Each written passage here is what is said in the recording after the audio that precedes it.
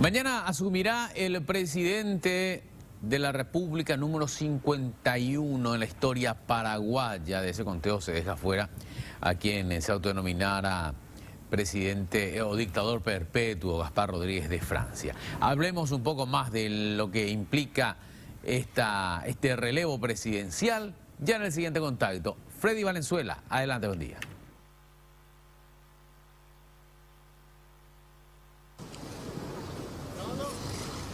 Muchísimas gracias, compañeros, y a prácticamente 24 horas de esta transmisión de mando que tendremos en nuestro país, donde el señor Santiago Peña mañana a estas horas ya seguro va a tener la banda presidencial, el bastón de mando y todas las prerrogativas de un presidente constitucional de nuestro país. Cabe la pregunta, a 24 horas, ¿cómo fue nuestra historia? ¿Cómo fue nuestra historia reciente? ¿Cómo fue nuestra historia lejana? El traspaso entre un presidente y otro presidente. ¿Siempre fue una cuestión así democrática, civilizada? ¿O teníamos cañonazos como antesala de un cambio presidencial? Estoy con el historiador Eduardo Mereles para hablar de este tema. Eduardo, a lo largo de la historia paraguaya no siempre fue un traspaso de mando, entre comillas, civilizado como el que tenemos desde la caída de la dictadura, ¿no? ¿Qué tal, Freddy? ¿Cómo están? Saludos para todos también. Y tal cual, Freddy, realmente nuestros cambios de gobierno tienen la buena costumbre, digo tienen porque hablo en presente, de que de un tiempo a esta parte se lo está haciendo de una manera pacífica. Hay que tener en cuenta que en otros momentos, así como vos mismo mencionaste, las azonadas militares, los golpes de Estado, los levantamientos, la insubordinación hacia las instituciones que ejercían el gobierno en un momento determinado y por supuesto en sus hombres o a sus hombres, era siempre atacada por una cuestión de ambición particular de alguna persona que en ese momento quería llegar y tenía la intención de llegar al poder. Una época muy oscura fue esa después de la guerra de 1870, en donde existían varios bandos, o dos bandos precisamente, Eduardo. Terminada la guerra contra la Triple Alianza, los paraguayos querían volver a reconstruir el país, pero lo hacían de una manera básicamente de acuerdo a sus intereses. Con la ocupación aliada que ocurre hasta el 1876, se crearon dos grandes facciones, la facción argentinista y la facción brasilerista. Y a partir de ahí empiezan a surgir las figuras de lo que hoy conocemos como los caudillos políticos. Y bueno, las intenciones de gobernar de uno u otro bando y el cambio que había de protagonistas entre ellos hizo que se crearan los partidos políticos primero y después la ambición de cada uno que quería hacerlo llegar al poder.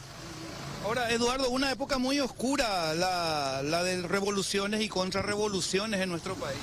Sin ninguna duda, y hay un periodo muy grande que podemos hablar, incluso por eso te decía que hoy, en tiempo presente, estamos hablando de que tenemos una buena costumbre de un cambio pacífico dentro del gobierno, de presidente, digo, titular del Ejecutivo, porque antes, empezando ya en la época misma del doctor Francia, Carlos Antonio López, siempre había incluso encuartelamiento previo, formación de tropas ante la asamblea del Congreso, me refiero ahora. Y bueno, y ni qué decir a partir de 1904 y compañía, que ahí se soluciona con la primavera democrática de 1904 y empieza el gobierno del gobierno liberal, el periodo liberal, pero siempre hubieron intentos de los caudillos de turno de ingresar de alguna u otra forma a la silla presidencial. También, Eduardo, algo que siempre estuvo también presente fue la intención de muchos gobernantes de perpetuarse en el poder. Justamente e irónicamente, empezando por el doctor José Gaspar Rodríguez de Francia, que primero él consigue ser nombrado como dictador temporal en 1813, pero en 1816 él ya se hace nombrar dictador supremo de la República del Paraguay. Lo mismo hace don Carlos Antonio López cuando modifica la ley que establece la administración política del Paraguay conocida como la Constitución de 1844, para tratar de que su hijo acceda al poder. Francisco no tuvo mucho tiempo para hacerlo porque llegó la guerra, ¿verdad? Él estuvo al poder solamente 8 años, pero Freddy, esto volvimos a tener en periodos muy cercanos a nuestra historia e incluso antes, un poquitito antes de la vida democrática. José Félix Estigarribia, que él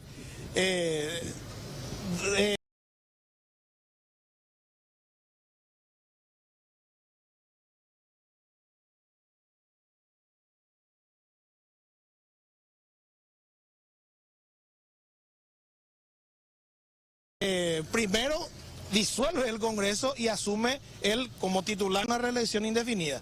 Se perpetúa en el cargo.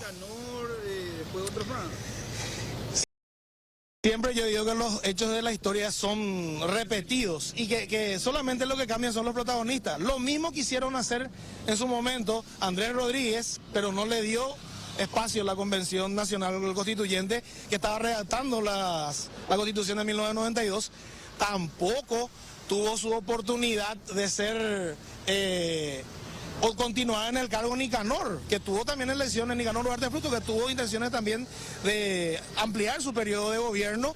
Y el último más notorio fue el de Horacio Cartes, con la famosa enmienda o con el famoso referéndum que él quería realizar a los efectos de hacer una enmienda constitucional y conseguir otro periodo de gobierno, que lastimosamente termina con la muerte de Rodrigo Quintana. Estamos hablando de hace poco.